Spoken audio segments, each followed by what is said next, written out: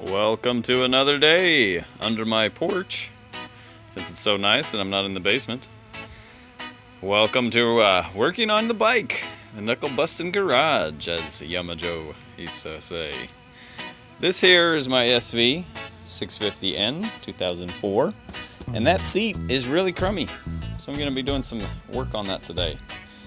Check out my other videos if you're curious about some other things about how to do on your bike, or you just want to see some vlogs with stories. Alright, the first thing you need to do is take this off, and you're going to look at it and think that it is a hex bolt, and it's not. It's more of a star. Okay, I had to get this out of my drill pack, but that is a star type wrench. So take that off.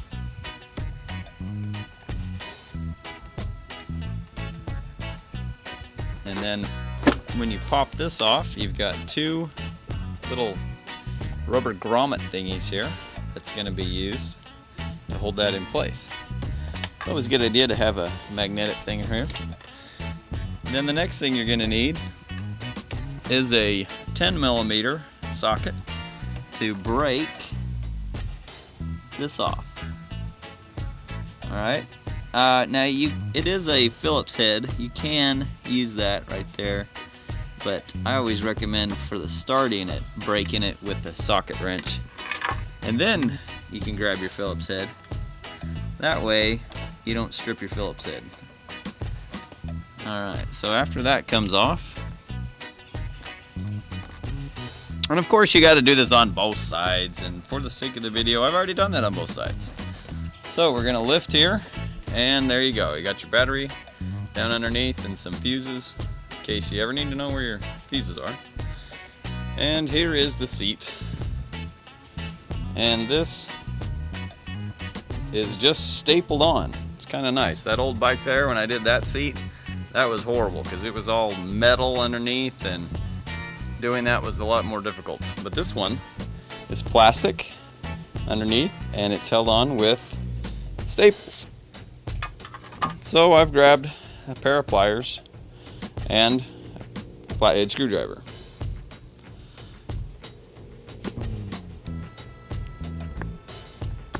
And then we're just going to pop those staples out.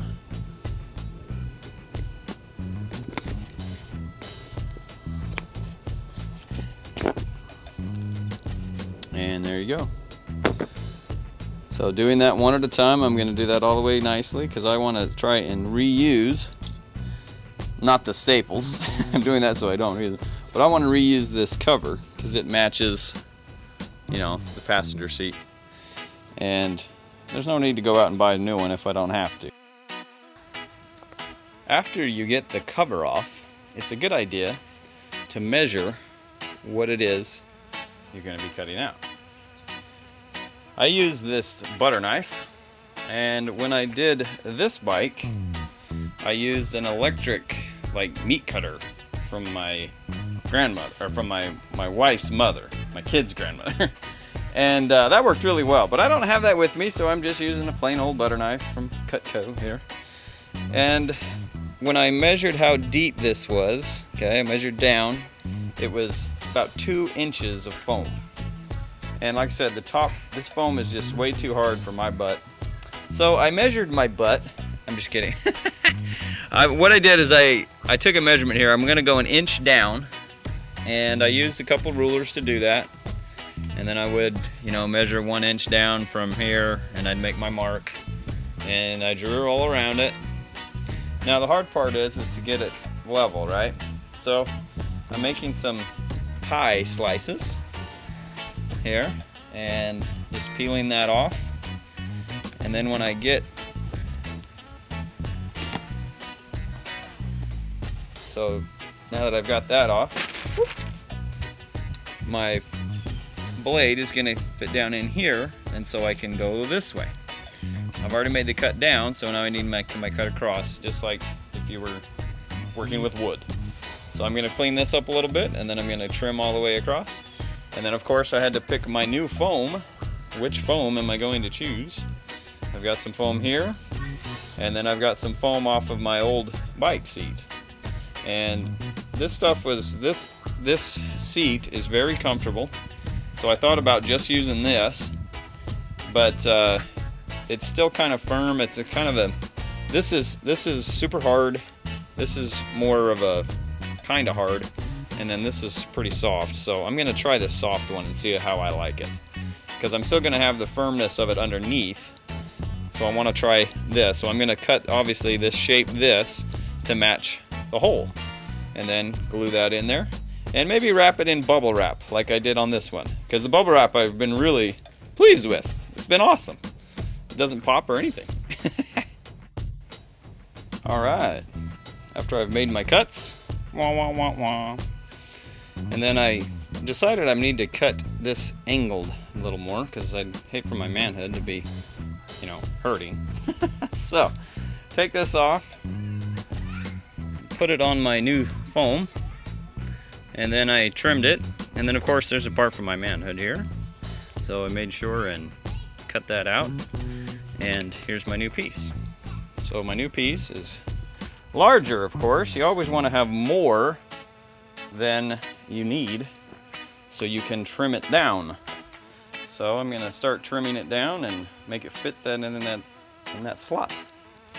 And again, I've just used this regular old butter knife from Cutco. Biggest thing is making sure that you measure twice, cut once, and having extra foam. So if I do screw up on this one, I've got these other foam pieces that I can use. Alright, so there's the finished product. It's got a lot more foamy cushion in it, and this one has none. So you can kind of see the difference there. The biggest thing is when you're stapling is to make sure you staple here and then go across over here, pull it tight and staple here. You know, then run a couple here, make it nice and tight, and then do the back, and then come up here and pull it on the front, and then pin down the corners. So I'm pretty pleased with the way it looks. Now, it doesn't matter how good it looks, because it looked great before, but it was horrible to sit on, so I'll take a ride and be able to test it out. Okay, got a little modifications. Got me a new seat. Got me a shorter exhaust. Used to be like out here. No joke. It was way far. Ridiculous. Shortened it up. Did some things on the inside to the baffles. Because actually just shortening it didn't. It made it a little more rumbly, but not enough. So, okay, we're gonna go for a little ride now. Got a nice little V-twin rumble.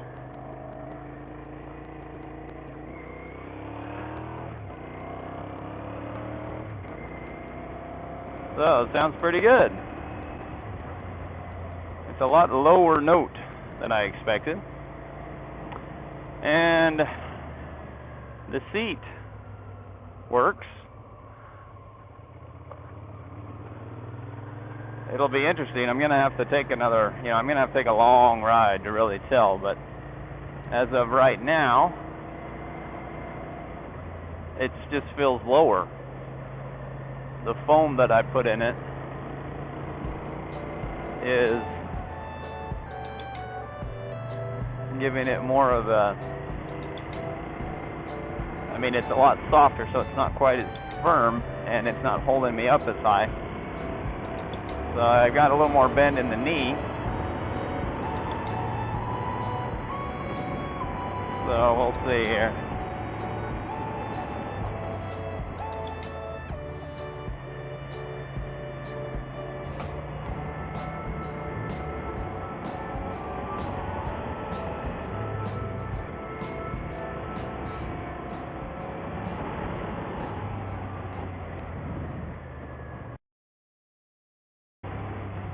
Okay, after about 30-40 minutes in the saddle, it does feel better,